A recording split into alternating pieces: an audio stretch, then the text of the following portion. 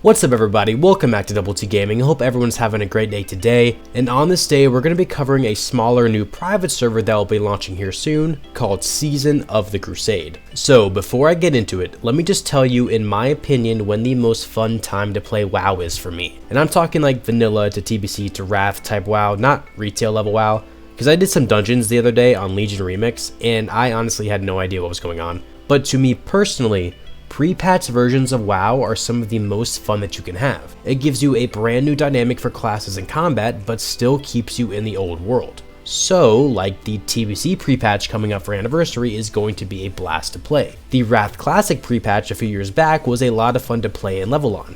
Project Epoch, which essentially operates on the TBC Prepatch as their framework, was a whole lot of fun before, what happened to them happened with the Cease and Desist and Ascension and no updates and all that stuff. But now we have Season of the Crusade, which follows that same ideology. This server is essentially operating on the TBC Prepatch in the vanilla world, with no plans of actually moving on to Outland. So what does that mean exactly? The level cap is still level 60, like you're playing vanilla. But, like how Epoch was with some abilities, all spells introduced between level 61 and 70 are all available by the time you hit 60, along with using the TBC talent trees with 61 talent points, with 2 points being given for each level early on to even it out. The raid sizes on the server have been reduced to 25 and 10 players, down from your 40 and 20 players in vanilla, as well as world buffs are completely removed from raids. Blood Elves and Draenei are also available, meaning Shamans and Paladins are available to both the Horde and the Alliance.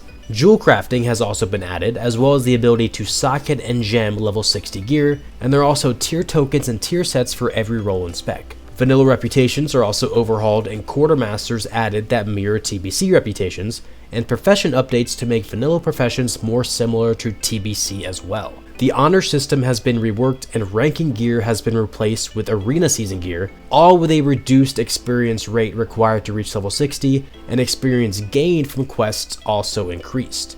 Along with a ton more changes, like the TBC secondary stat changes are also added, and badge gear is also added. And again, this is all in the vanilla world, so you won't be going through the dark portal and the raid levels of progression will be the same, albeit with some added ones that I'll touch on in a minute. So going back to PvP a bit more, as a large number of players like PvPing more than anything else on a private server, the ranking system has been completely removed from vanilla like it was in TBC. And again, like I said, the arenas are added as the competitive endgame for PvP and offer unique epic rewards. Honor is now used as currency to obtain PvP gear, and ranking gear is replaced with item level appropriate honor and arena gear. And the resilience stat has also been added as well. And for that actual arena gear, like we did in TBC, you'll see recolors of tier 1 and tier 2 for seasons 1 and 2 for example. Now even though you won't be traveling to Outland on the server, that does not mean you won't be able to do some dungeons and raids that were introduced into Azeroth itself. So Karazhan, Caverns of Time, Zolomon, and the Isle of Quel'Danas all existed within the actual old world in Azeroth and not in Outland. So all of those zones and dungeons will be accessible on this server at some point. But that doesn't mean the door is completely shut on bringing some Outland raids in, like Gruul's Lair, which essentially is just a cave that can be kind of put anywhere.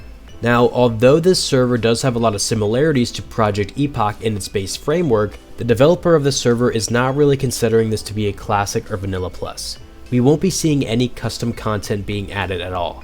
And I'm talking custom as in like brand new dungeons or raids or just baseline boss fight scripting. Any additional content will already exist within the game files in some way, again like I mentioned with Caverns of Time or Karazhan. And in terms of class balancing, it's all going under the TBC framework, so however things were balanced in TBC, as in face roll Seed of Corruption Warlocks or strong PvP Resto Druids, that's how it will be on this server as well. But if anything does get too crazy, it might get tweaked a little bit. Now, I'll leave a link to the website for the server down in the description. Now, forewarning, and the developer mentioned that this is on his priority list to get this website a little bit better, the site is a little rough around the edges and has some heavy 2006 type vibes to it. But it does accomplish its goal in just getting you an account set up and telling you how to download the client for this server, which is running off of the 2.4.3 client with a custom patch to boot. The client itself, that custom patch, it all sits in a Google Drive linked from the website, where there is also a link to a custom version of Atlas Suite, as well as a full PDF overview of all of the changes you have to look forward to.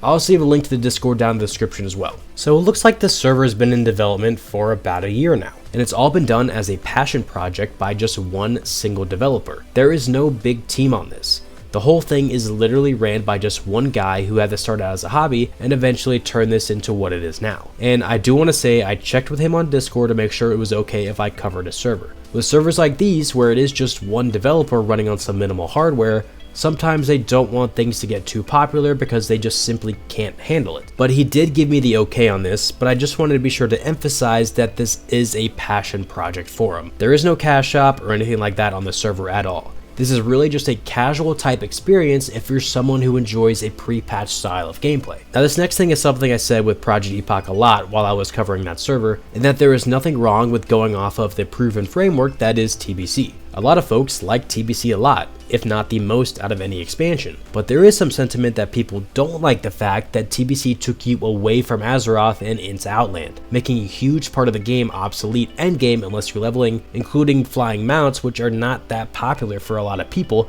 because it kind of takes away the world exploration aspect and just boots on the ground type feel. So what this server does, and what Epoch did a bit as well, was let you experience TBC essentially in the vanilla world, which I think is a lot of fun. Now this server has a set launch date of December 19th, so a couple weeks from now. And the developer does have a test server online right now where you can jump in and experience it for yourself. But anything you do will get wiped when that server does launch. But anyway, I just want to let you guys know about this up and coming smaller server. I think it seems pretty cool, and it's especially cool that it's all under the work of just one guy who just loves WoW. But let me know down in the comments if this server interests you guys. I think I'll be checking it out maybe on launch day. And also let me know down there of any other smaller server that you might see coming out that maybe not a lot of people know about. There is one called Landfall that launched recently that I think I'll be checking out as well. But anyway, thank you guys for watching. This is Double T Gaming. I apologize for the sound of my voice because I am a little stuffy right now.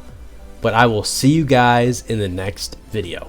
Double T in the house, yeah, the grind don't stop. Classic World of Warcraft, straight to the top. Private service popping, got the code unlocked. Regular guy, but the content's gold, full stock. Handsome as heck, yeah, the mirror don't lie. Got a wife and a kid, family ties so fly. Calusi is